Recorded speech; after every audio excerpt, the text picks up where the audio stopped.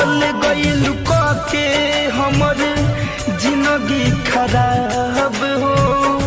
जियता रुझान तू तो होके आबाद हो चल गइल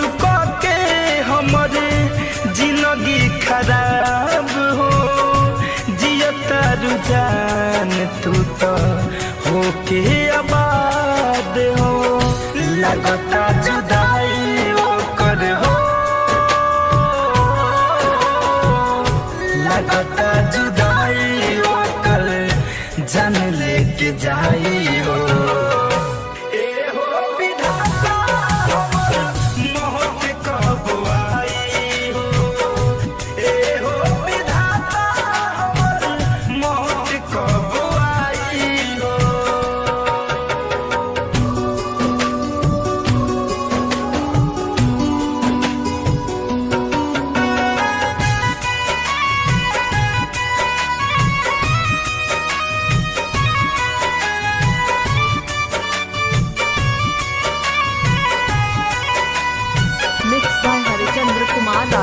कैसे के प्यार केहू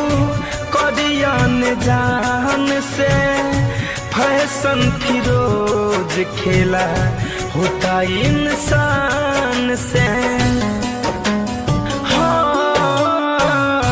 कैसे के प्यार केहू करियन जान से शिव मन मोही खेला होता इंसान से बिछड़ के धनंजय